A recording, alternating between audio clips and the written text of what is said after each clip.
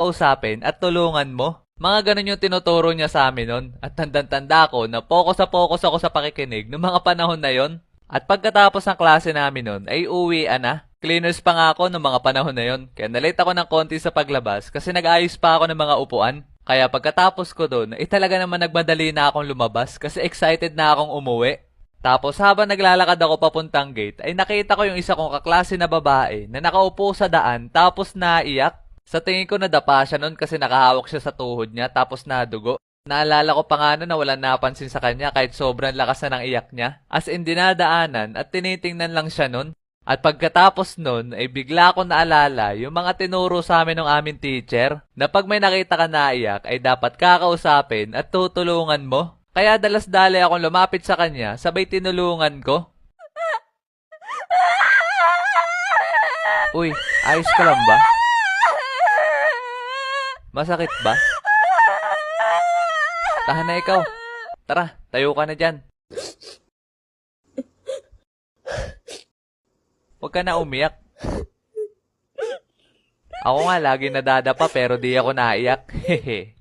At pagkatapos nun, biglang dumating yung tito ko. Sinundo niya na daw ako sa loob kasi kanina pa daw siya nag-aantay sa labas at ang tagal ko daw. At naalala ko pa nga nun na pag uwi namin sa bahay, kinento niya kay tita at lola yung mga nangyari. Tawa pa nga sila ng tawa nun kasi ang lupit ko daw sa babae. At pagkatapos nun, nung mga panahon pala na yun, ay di ko na malayan na nagka-crush pala sa akin yung kaklase kong babae na tinulungan ko nun. At nalaman ko lang yun, netong malaki na ako. At kay mama ko pa to nalaman. Nagkwekwentuhan kasi kami nun tungkol dun sa lugar na tinitirhan ko dati. At sabi niya na meron daw nagkaka-crush sa akin, nakaklase ko nung elementary sa katabing barangay namin.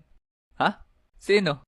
Anak daw nung kaibigan niya doon sa katabing barangay namin nun. Binisita daw niya kasi yun sa kanila nung kakauwi pa lang daw niya galing Hong Kong. Natuwa nga daw siya nang nagsabi sa kanya yung kaklase kong babae na crush daw niya ako nung nalaman niyang mama ko daw siya.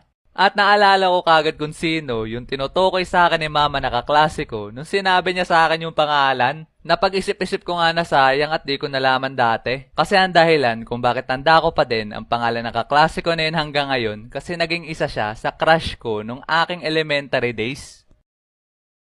Fast forward naman tayo mga repa noong mga panahong high school na ako. At sa tingin ko alam nyo na yung nangyari sa crush experience ko noong mga panahon na to. Kasi naikwento ko na sa inyo yung dati sa ating first girlfriend experience animation. Kaya kung hindi mo pa napapanood yun, ay panoorin mo na lang pagkatapos ng video natin na to.